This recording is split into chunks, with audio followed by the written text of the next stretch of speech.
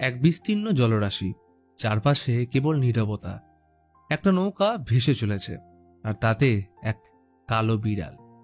চোখে হারানোর ভয় এবং শূন্যতা স্পষ্ট, অথচ টিকে থাকার অদম্য সংকল্প। কোথাও কোনো শব্দ নেই, শুধু ঢেউয়ের ছন্দ আর বাতাসের দীর্ঘশ্বাস। তবে সে একা নয়, নৌকায় রয়েছে কিছু অপরিচিত সঙ্গী।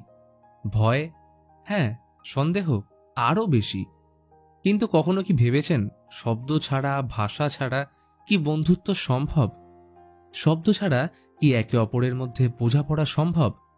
চলুন এর উত্তর জানতে ডুব দেওয়া যাক 2025-এর অস্কারে বেস্ট অ্যানিমেটেড ফিচার ফিল্মের উইনার ফ্লো-এর গভীরে। যে গল্প চোখের সামনে নয়, বরং মনের গভীরে আঁকা। সময়টা সুদূর ভবিষ্যতের। মানবজাতি তখন পৃথিবী থেকে হারিয়ে গেছে। গল্পের শুরুতেই দেখা যায় একটা কালো বিড়াল একদিন অরণ্যের গভীরে এক অদ্ভুত নিস্তব্ধতা এবং শান্তির মধ্যে ঘুরে বেড়াচ্ছে।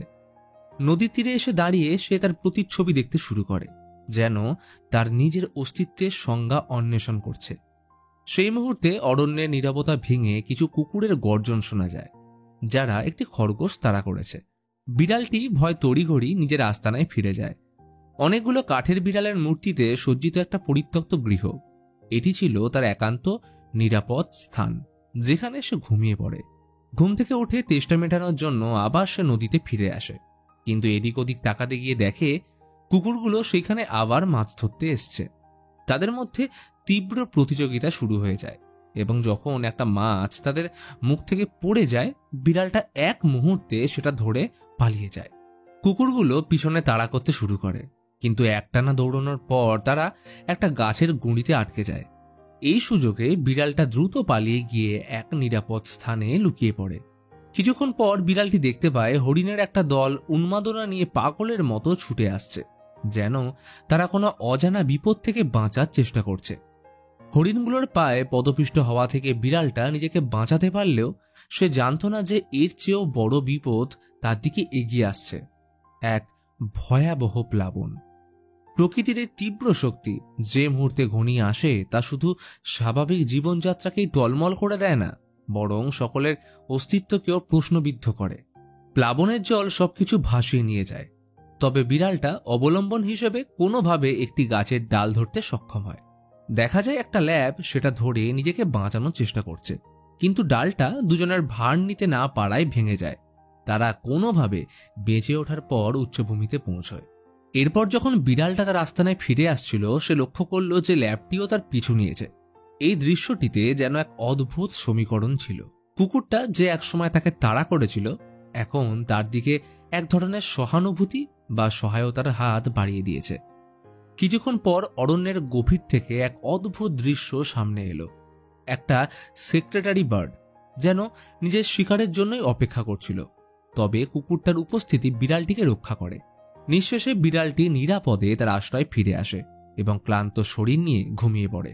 তবে পরদিন সকালে বিড়ালটি আবারও সেই ল্যাবটিকে দেখতে পায়, যেটা এখনও তার আস্তানার বাইরে অপেক্ষা করছে। কিন্তু এইবার আরও একটা অপ্রত্যাশিত দৃশ্য সামনে আসে।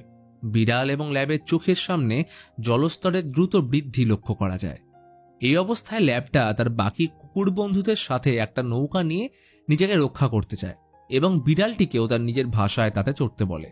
তবে বিড়ালের মধ্যে আগে থেকে সে কুকুরের প্রতি এক অদৃশ্য ভয় জন্মে গেছে, তাই সে অগ্রসর হয় না। জলস্তর বেড়ে চলায় বিড়ালের আশ্রয়স্থলটি ভেসে যেতে শুরু করে, আর তখনই বিড়ালটা একটা বিশাল বিড়াল মূর্তির উপর উঠে পড়ে। কিন্তু এই মূর্তিও তার বাঁচার জন্য যথেষ্ট ছিল না, কারণ মূর্তিটা ডুবতে শুরু করে। বিপদ যেন কোনোভাবেই তার পিছু ছাড়ছে না। অতঃপর যখন সে আর কোনো উপায় না পেয়ে নৌকাটা দেখতে পায়, তখন বাধ্য হয়ে তাতে উঠে পড়ে। কিন্তু নৌকাটির ভিতরে এক অদ্ভুত ক্যাপিবারাকে দেখে বিড়ালটা একটু ভয় পায়, কিন্তু ক্যাপিবারা খুব শান্তভাবে তার চারপাশে বসেছিল, তাই বিড়ালটিও স্বস্তির নিঃশ্বাস ফেলে। পরের দিন সকালে নৌকাটা প্রায় অর্ধেক ডুবন্ত অবস্থায় চলতে থাকে। নৌকার মধ্যে বিশ্রাম নিচ্ছিল বিড়াল এবং ক্যাপিবারা, কিন্তু তখন হঠাৎ করে এক সেক্রেটারি বার্ড আচমকা নৌকাটির মধ্যে এসে পড়ে, যেন নিজের জীবন রক্ষা করার চেষ্টা করছে। তাকে দেখতে পেয়ে বিড়ালটা চমকে ওঠে আর দেহের ভারসাম্য হারিয়ে জলে পড়ে যায়।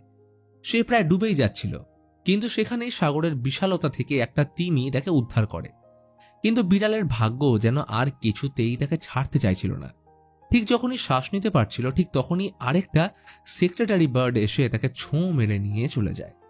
তবে জীবনের প্রতি আশাবাদী বিড়ালটা আশা ছেড়ে দেওয়ার পাত্র ছিল না। বহু চেষ্টা তদবিরের পর সেক্রেটারি বার্ডটির থেকে নিজেকে মুক্ত করে এবং নিরাপদে নৌকার মধ্যে ফিরে আসে।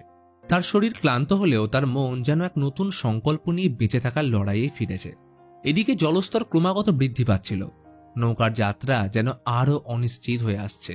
এই অবস্থায় তারা একটা লেমুরের আস্তানার কাছে এসে পৌঁছয়, যেখানে ক্রমাগত জল ঢুকে যাচ্ছিল। ক্যাপিবারা তাড়াহুড়ো করে লেমুরটির দিকে এগিয়ে যায়। সে দেখে আস্তানার ভিতর জল ঢুকে যাচ্ছে এবং শীঘ্রই এটা ডুবে যাবে। অতএব সে লেমুরটিকে তাদের সঙ্গে যোগ দিতে বলে, যাতে তারা একসাথে বাঁচতে পারে। কিন্তু লেমুরটি তাকে তার নিজের ভাষায় প্রত্যাখ্যান করে। কিন্তু কাপিবারা প্রায় জোর করেই লেমুরটির ব্যক্তিগত জিনিসপত্র নৌকায় তুলে দেয়। অবশেষে তাদের নতুন সঙ্গী হিসেবে যোগ দেয় লেমুরটি, কিন্তু তার কিছু জিনিস আবার জলেই পড়ে যায়। নৌকাটি ধীরে ধীরে অরণ্যের প্লাবিত অংশের মধ্যে দিয়ে এগিয়ে চলতে থাকে। পথের দুপাশে জলের উপর ভাসমান কলা গাছেরা যেন এক অনিশ্চিত ভবিষ্যতের নীরব সাক্ষী হয়ে দাঁড়িয়ে। ক্যাপিবারা সে কলা গাছ থেকে একটা কলার কাঁদি ছিঁড়ে সবার দিকে বাড়িয়ে দিল, যেন প্রকৃতির মাঝে ক্ষণিকের জন্য হলেও কিছুটা স্বস্তি খোঁজার চেষ্টা। কিন্তু বিড়ালটা নৌকার এক উঁচু প্রান্তে উঠে বসল, যেন সে তার চারপাশের অস্থিরতা থেকে নিজেকে কিছুটা আলাদা করতে চাইছে। সেখানে বসে সে গভীর এক স্বপ্নে তলিয়ে গেল। স্বপ্নে এসে দেখল এক ঝাঁক হরিণ তাকে ঘিরে রেখেছে। হঠাৎ করেই চারিদিক থেকে প্রবল জলধারা ধেয়ে এলো, সবকিছু গ্রাস করে নিতে যেন প্রস্তুত। তারপরেই বিড়ালটির ভ্রম ফিরে আসে। নৌকাটা তখন এক তুলনামূলকভাবে উঁচু স্থানে এসে পৌঁছেছে, যেখানে তারা কিছুক্ষণের জন্য হলেও স্থলভাগে নামতে পারবে। নৌকা থেকে একে একে সবাই নামল। লেমুরটি তখনই মাটির মধ্যে একটা পুরনো বল খুঁজে পায়। ঠিক তখনই সেই পরিচিত ল্যাবটি ছুটে এলো, যেন বহুদিন পর পুরনো বন্ধুদের কাছে সে ফিরে এসছে। সে উচ্ছ্বাসে আত্মহারা হয়ে লেমুরকে সাহায্য করতে চাইল, কিন্তু সে তা উপেক্ষা করে। তবে বিড়ালটির শরীর তখনও ক্ষুধায় কাহিল হয়ে পড়েছে। ক্লান্ত চোখে এসে চারপাশে খাবারের সন্ধান করছে। তখনই নৌকার সেক্রেটারি বার্ডটি তার জন্য এক টুকরো মাছ শিকার করে নিয়ে এলো। বিড়ালটি ধীরে ধীরে মাছটির দিকে এগিয়ে যায়, কিন্তু তখনই সে তাকিয়ে দেখে এক ঝাঁক সেক্রেটারি বার্ড তাদের দিকে ধেয়ে আসছে। তাদের চোখে ক্ষুধার দহন, তাদের নখ শিকারের রক্তের অপেক্ষায়। সবাই দৌড়ে পালানোর চেষ্টা করলো, কিন্তু বিড়ালটা তাদের নাগাল থেকে বাঁচতে পারে না। তবে নৌকার সেক্রেটারি বার্ডটি তৎক্ষণাৎ তাদের দলের সর্দারের প্রতি ঝাঁপিয়ে পড়ল, বিড়ালটিকে বাঁচানোর এক মরিয়া প্রচেষ্টা। কিন্তু বিপদ এত সহজে তাকে ছাড়ল না। ঝাঁকের সর্দার এক তীব্র আঘাতে তার ডানাটি ভেঙে দিল, আর সেই মুহূর্তেই তার দল তাকে ছেড়ে চলে যায়। তবে আহত সেক্রেটারি বার্ডটি চোখে ছিল না কোনো অনুশোচনা, বরং আছে এক প্রশান্তি, কারণ সে তার সঙ্গীকে রক্ষা করতে পেরেছে। অবশেষে কোনোভাবে তারা আবার নৌকায় ফিরে এলো। বাতাসে তখনও ভাসছিল ভয় ও ক্লান্তির গন্ধ, কিন্তু তার মাঝেও ছিল এক অদ্ভুত আশা বেঁচে থাকার, একসঙ্গে চলার। নৌকাটা আবার ধীরে ধীরে নদীর স্রোতে ভেসে চলল। সকালের কুয়াশা যেন পুরো নদী জুড়ে এক রহস্যময় আবহ তৈরি করেছে। নৌকায় থাকা লেমুরটি হঠাৎ চঞ্চল হয়ে উঠল। তার চোখে পড়ল দূরে আরেকটি নৌকায় তার কিছু লেমুর বন্ধু। তারা কিছু সময়ের জন্য তাদের নৌকায় এলো, যেন এই বিপর্যয়ের মাঝেও বন্ধুত্ব এখনও টিকে আছে। তারপর তারা আবার নিজেদের নৌকায় ফিরে যায়। নৌকাটা এবার এক নতুন স্থানে এসে পৌঁছল, এক অর্ধ ডুবে যাওয়া শহর, যেখানে বিশাল বিশাল পাথরের স্তম্ভ জলের মাঝে দাঁড়িয়েছিল, যেন হারিয়ে যাওয়া সভ্যতার নীরব সাক্ষী। শহরটা একসময় প্রাণবন্ত ছিল, কিন্তু এখন তার নিছকই এক স্মৃতি।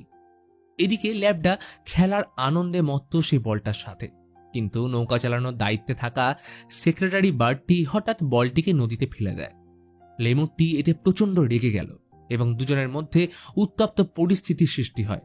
ঝগড়ার মাঝে সেক্রেটারি বার্ডের এক প্রবল ডানাঝাপটায় ক্যাপিবারা এবং বিড়ালটি ভারসাম্য হারিয়ে জলে পড়ে যায়।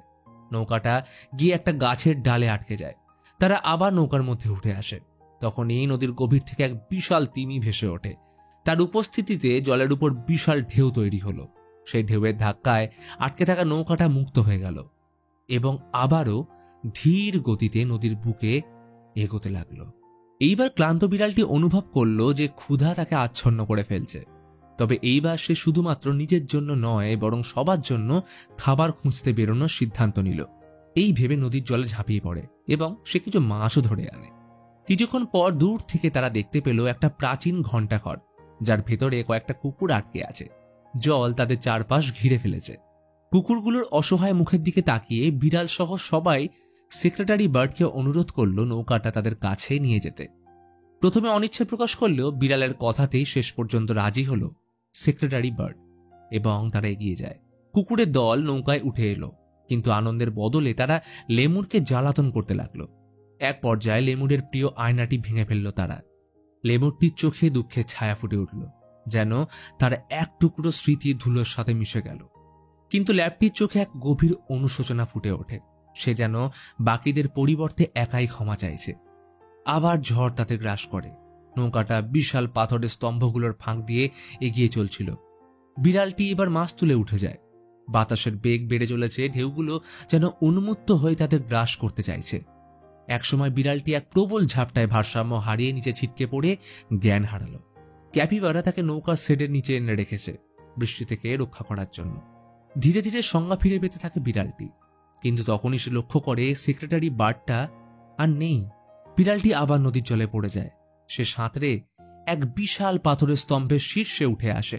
সেখানে দাঁড়িয়ে চারপাশ দেখতেই সে অবাক হয়ে যায়, কারণ সামনেই সেক্রেটারি বার্ডটি দাঁড়িয়ে আছে, নির্বাক ও নিস্তব্ধ। ঠিক তখনই এক অদ্ভুত ঘটনা ঘটে। পৃথিবীর স্বাভাবিক নিয়মগুলো যেন মুহূর্তের জন্য বিলীন হয়ে যায়। তাদের পায়ের নিচে কঠিন মাটিও যেন হালকা হয়ে আসে, আর তারা ধীরে ধীরে উপরের দিকে ভাসতে শুরু করে। মনে হচ্ছিল মাধ্যাকর্ষণ শক্তির নিয়মগুলো ভেঙে যাচ্ছে, ঠিক যেন বাস্তবতা আর স্বপ্নের মাঝে একটি দোলাচল। তারপর ধীরে ধীরে আকাশের গভীরে এক উজ্জ্বল পোর্টাল খুলতে থাকে। সেখানে প্রবল আলো ছড়িয়ে পড়ে, যেন অচেনা কোনো জগতে নিয়ে যাওয়ার জন্য আহ্বান জানাচ্ছে। বিড়ালটি ভেসে যেতে যেতে কিছুটা নিচের দিকে ফিরে আসে। আবার তার শরীরের উপর মাধ্যাকর্ষণ শক্তির টান অনুভূত হয়। কিন্তু সেক্রেটারি বার্ড সে আর ফিরে আসে না। সে সম্পূর্ণভাবে আলোর দিকে উঠতে থাকে। ধীরে ধীরে তার অবয়ব ক্ষীণ হয়ে আসে, তারপর সম্পূর্ণভাবে মিলিয়ে যায়। এটা কি প্রকৃতির বিচিত্র খেলা, নাকি সেক্রেটারি বার্ডের আত্মার মুক্তি? বিড়ালটি স্তম্ভের চূড়ায় বসে থাকে, এক অদ্ভুত শূন্যতা অনুভব করতে থাকে, যেন কিছু সম্পর্ক হঠাৎ করে জীবনে আসে, আবার হঠাৎ করেই বিলীন হয়ে যায়। এরপর বিড়ালটি সাঁতার কেটে নৌকার দিকে ফিরতে যায়। নৌকাটি বহু দূরে সরে গেছে, আর সেখানে পৌঁছানো সম্ভব নয়। কিন্তু ঠিক তখনই তার চোখে পড়ে লেমুরের সেই বলটা নদীর উপর ভাসতে থাকা একমাত্র আশার প্রতীক হিসেবে, এবং বিড়ালটি বলটি আঁকড়ে ধরে। এদিকে আশ্চর্যজনকভাবে জলস্তর নামতে শুরু করেছে। ধীরে ধীরে নদী তার ভয়াল রূপ হারিয়ে শান্ত হয়ে এসছে। বিড়ালটা অবশেষে তীরে পৌঁছায়। অরণ্যের পথ ধরে সে এগোতেই লেমুর তার বন্ধুদের এবং তার জিনিসগুলো খুঁজে পায়। একে একে তারা নিজেদের হারিয়ে যাওয়া সঙ্গীদের খুঁজতে শুরু করে। অবশেষে তাদের নৌকাটাও খুঁজে পায়, কিন্তু নৌকাটা এখন এক বিপজ্জনক অবস্থায় এক বিশাল গাছে আটকে আছে, এবং গাছটির ঠিক নিচেই এক গভীর খাদ। প্রত্যেকেই একে একে নৌকা থেকে নামতে শুরু করে, কিন্তু বিপদ এখনো শেষ হয়নি। ক্যাপিবারা যখন নামতে যায় তখনই নৌকাটি ভারসাম্য হারায়। বিড়ালটি পরিস্থিতি বুঝে গাছে উঠে নিচে একটা দড়ি পাঠায়, কিন্তু নিজেই পা পিছলে পড়ে যায়। ঠিক সেই মুহূর্তে ক্যাপিবারা তাকে রক্ষা করে। ধীরে ধীরে সবাই একসঙ্গে দড়ি ধরে তাদের টেনে তোলে, কিন্তু এই সময় এক খরগোশ হঠাৎ দৌড়ে চলে গেলে কিছু কুকুর তাকে অনুসরণ করে, আর সেখানে বাকিরা পড়ে থাকে। কিন্তু শেষ পর্যন্ত একতার শক্তিতে তারা সবাই আবার একটা নতুন জীবন খুঁজে পায়। ঠিক তখনই নৌকাটি গাছসহ গভীর খাদে পড়ে তাদের বিগত জীবনের চিহ্ন যেন সেখানে চিরতরে হারিয়ে যায়। তারা এখন এক নতুন সকালের সামনে দাঁড়িয়ে। কোথাও কোনো বিপদ নেই, কোনো দুর্যোগ নেই। তারা সবাই একসঙ্গে আনন্দে মেতে উঠল। ঠিক তখনই হরিণের এক দল সামনে ছুটতে থাকে এবং তারা তাদের অনুসরণ করে। অরণ্যের গভীরে পৌঁছে তারা এক বিশাল সৈকতের সামনে এসে দাঁড়ায়। সেখানে এক বিশাল তিমি নিস্তেজ হয়ে পড়ে আছে। বিড়ালটি তিমির পাশে এসে দাঁড়ায়। তার নিঃসঙ্গতাকে অনুভব করে তিমিটিকে সান্ত্বনা দেয়। তার চোখ চলে যায় দূরে সেই পাথরের স্তম্ভগুলোর দিকে। অবশেষে সে ঝর্ণার পাশে এসে নিজের প্রতিচ্ছবি দেখে। কিন্তু এইবার সে আর একা নয়। তার চারপাশে রয়েছে তার নতুন পরিবার, ক্যাপিবারা, লেমুর এবং ল্যাব। একসময় যারা ছিল অচেনা, আজ তারাই সবাই একসঙ্গে এক নতুন জীবনের অংশ হয়েছে। এই ঘটনার ঠিক পরবর্তীকালে দেখা যায় তিমিটি আবার সমুদ্রে ভেসে ওঠে। সূর্য আকাশে উজ্জ্বলভাবে উদিত হয়, যেন এক নতুন জীবনের সূচনা নির্দেশ করছে। জীবনও তো ঠিক এই নদীর মতো, যেখানে কেউ স্থির হয়ে থাকতে পারে না, কখনো হারিয়ে যেতে হয়, আবার কখনো নতুন পথ খুঁজে নিতে হয়। নৌকার মতো কিছু অধ্যায় হয়তো একসময় চিরতরে হারিয়ে যায়, কিন্তু পথ চলা থামে না। নতুন বন্ধন তৈরি হয়, পুরনো ক্ষত ধীরে ধীরে মুছে যায়, আর প্রতিটি বিদায় আমাদের এগিয়ে দেওয়ার শক্তি দেয়। এই দীর্ঘ যাত্রার শেষে বিড়ালটি শিখেছে যে জীবন একক অস্তিত্বের গল্প নয়, বরং এটি সঙ্গী খুঁজে পাওয়ার, হারিয়ে যাওয়ার, আবার নতুন করে ফিরে আসার এক নেভার এন্ডিং চক্র। And this is called the circle of life. Flow শুধু একটা বিড়াল এবং তার সঙ্গীদের গল্প নয়, এটি বন্ধুত্ব, একতার শক্তি এবং জীবনে হার না মানার গল্প। আপনাদের কি মতামত? অবশ্যই সেটা কমেন্টে জানান।